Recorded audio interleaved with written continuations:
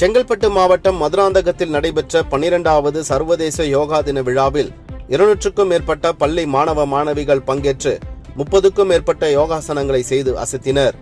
ஒவ்வொரு ஆண்டும் ஜூன் 21ஆம் தேதி சர்வதேச யோகா தினம் உலகம் முழுவதும் கொண்டாடப்பட்டு வருகிறது.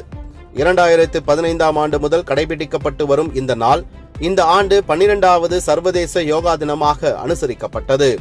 இதனை முன்னிட்டு செங்கல்பட்டு தெற்கு மாவட்ட பாரதிய ஜனதா கட்சியின் தலைவர் டாக்டர் பிரவீன்குமார் தலைமையில் மதுராந்தகத்தில் உலக புகழ்பெற்ற சிவன் கோவில் அருகே சிறப்பு யோகா நிகழ்ச்சி நடைபெற்றது. நகர தலைவர் தீனா ஏற்பாடு செய்திருந்த இந்த நிகழ்ச்சியில் 200க்கும் மேற்பட்ட பள்ளி மாணவ மாணவிகள் கலந்து கொண்டு 30க்கும் மேற்பட்ட யோகாசனங்களை செய்து தங்களது திறமைகளை வெளிப்படுத்தினர்.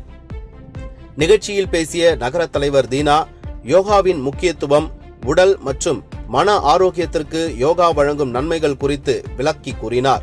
மேலும் பல்வேறு யோகாசனங்களையும் செய்து காண்பித்தார்.